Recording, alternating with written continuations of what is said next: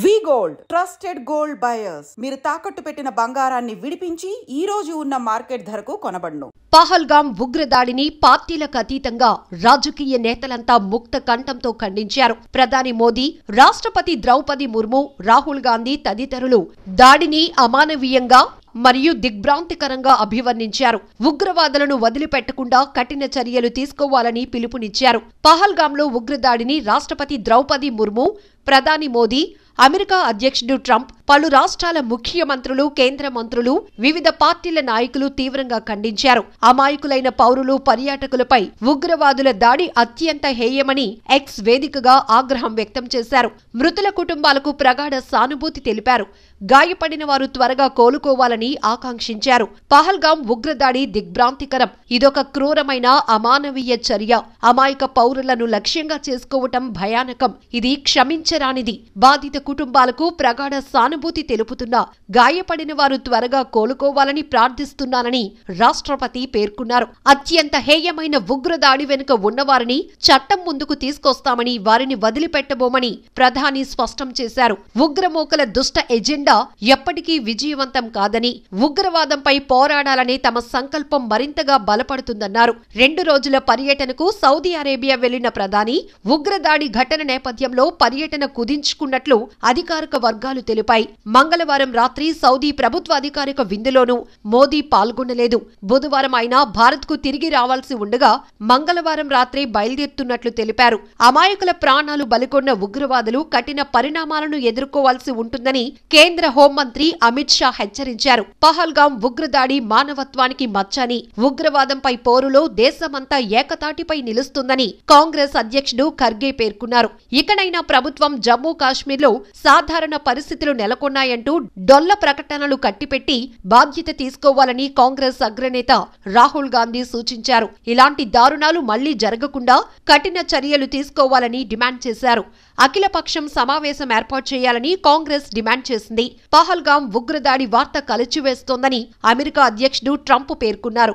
ఉగ్రవాదంపై పోరులో భారత్కు మద్దతుగా నిలుస్తామని ట్రంప్ తో పాటు ఇజ్రాయెల్, అర్జెంటీనా దేశాలు కూడా తెలిపాయి. పహల్గాం ఉగ్రదాడిపై సీఎం రేవంత్ రెడ్డి తీవ్ర దిగ్భ్రాంతి వ్యక్తం చేశారు. ఉగ్రవాదుల దుశ్చర్యను ఖండించారు. ఇలాంటి దొంగ దెబ్బలతో భారతీయుల ఆత్మస్థైర్యం దెబ్బతీయలేరని పేర్కొన్నారు. ఉగ్రమూకల విషయంలో అత్యంత కఠినంగా వ్యవహరించాలని కేంద్ర ప్రభుత్వాన్ని కోరారు. మృతుల కుటుంబాలకు ప్రగాఢ సానుభూతి తెలిపారు. ఉగ్రదాడి పాశవిక చర్యని, దోషులను వదిలిపెట్టే ప్రసక్తే లేదని కేంద్ర మంత్రి, బీజేపీ రాష్ట్ర అధ్యక్షుడు జి కిషన్ రెడ్డి తెలిపారు. ఉగ్రవాదులది పిరికిపంద చర్యని, దాడికి పాల్పడిన వారు తగిన మూల్యం చెల్లించుకోక తప్పదని కేంద్ర మంత్రి బండి సంజయ్ స్పష్టం చేశారు. పహల్గాంలో పర్యాటకులను ఉగ్రవాదులు కాల్చి చంపటం అమానవీయ చర్య అని మాజీ సీఎం కేసీఆర్ పేర్కొన్నారు. వీరే కాకుండా సామాన్య ప్రజలంతా ఉగ్ర చర్యలను ఖండిస్తున్నారు. క్షతగాత్రులను ప్రభుత్వాలు ఆదుకోవాలని కోరుతున్నారు.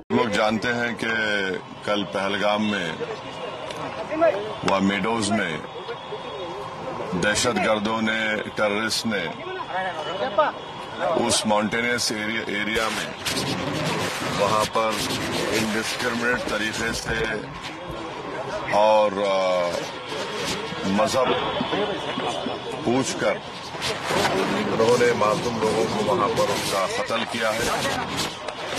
हम इसकी सख्त से सख्त अल्फाज में इसकी मजम्मत करते हैं, कंडेम करते हैं और हम उम्मीद करते हैं कि हुकूमत इन दहशतगर्दों को एक सबक सिखाएगी और साथ ही साथ हम जो लोग वहाँ पर जिनको कत्ल किया गया, इन टेररिस्ट ने इनको मारा है, हम उन तमाम फैमिलीज के साथ खड़े हैं और हम जो जख्मी हैं हम दुआ करते हैं कि वो जल्द से जल्द सेहतियाब हो।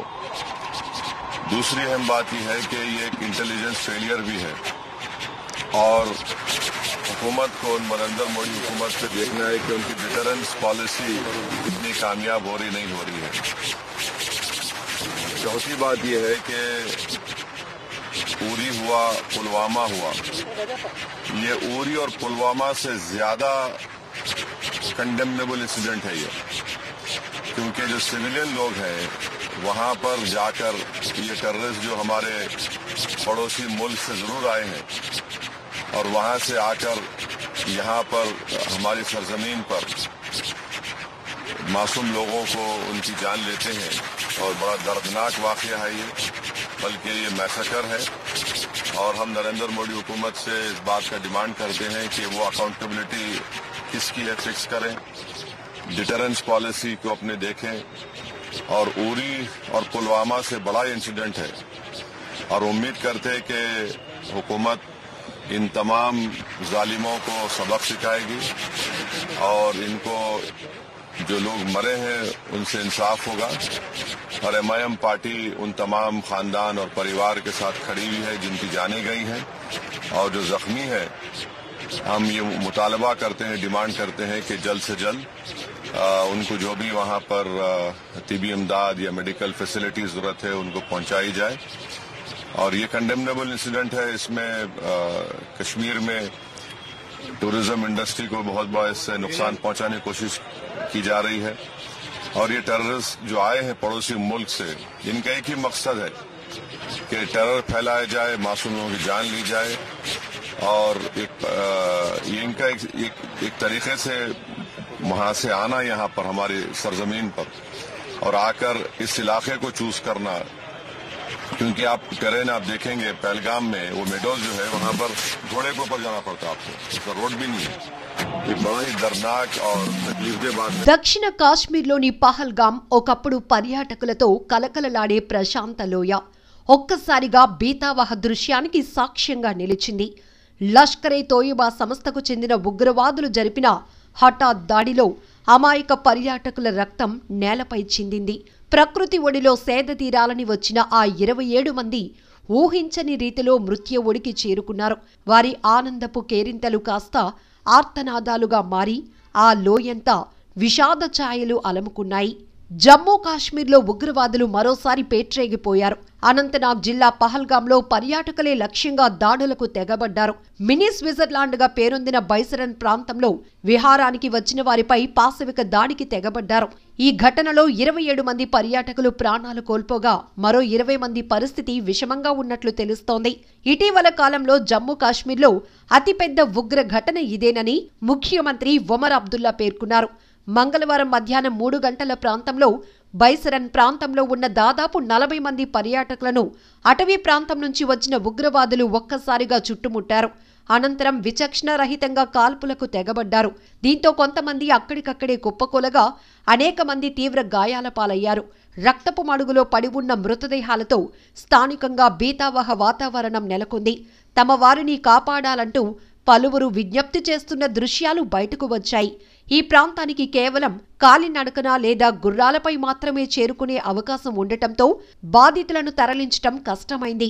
బైసరన్లో కాల్పుల శబ్దం వినిపించటంతో వెంటనే అప్రమత్తమైన భద్రతా బలగాలు హుటాహుటిన ఘటనా ప్రాంతానికి తరలి వెళ్లాయి. గాయపడిన వారిని హెలికాప్టర్ ద్వారా ఆసుపత్రికి తరలించారు. అప్పటికే స్థానికులు గుర్రాల సాయంతో పలువురిని తీసుకెళ్లినట్లు సమాచారం. తొలుత మృతుల సంఖ్య తక్కువగా ఉన్నట్టు పేర్కొన్నప్పటికీ ప్రస్తుతం 27కు చేరినట్లు తెలుస్తోంది. గాయపడ్డ వారిలో మరికొందరు పరిస్థితి కూడా విషమంగా ఉన్నట్లు తెలుస్తోంది. మరోవైపు కాల్పుల ఘటనతో పహల్గాం వీధులు నిర్మానుష్యంగా మారాయి. పర్యాటకులు సైతం సురక్షిత ప్రాంతాలకు తరలి వెళ్లినట్లు తెలుస్తోంది. మరోవైపు జమ్మూ కాశ్మీర్ పహల్గాంలో కాల్పులు జరిపిన ఓ ఉగ్రవాది ఫోటోను జాతీయ మీడియా బయటపెట్టింది. రైఫిల్ పట్టుకుని పరిగెత్తుతూ కనిపించాడు ఓ ఉగ్రవాది. ఈ దాడిలో 8 నుంచి 10 మంది పాల్గొన్నట్లు అధికారిక వర్గాలు చెప్తున్నాయి. వారిలో 5 నుంచి 7 మంది పాకిస్తాన్ నుంచి వచ్చినట్లు చెప్తున్నారు. కాల్పుల తర్వాత సమీపంలోని అడవిలోనికి వారు పారిపోయారు. వారి కోసం భద్రతా బలగాలు విస్తృతంగా గాలింపు చేస్తున్నాయి. హెలికాప్టర్ సాయంతో గాలింపు చర్యలు కొనసాగుతున్నాయి.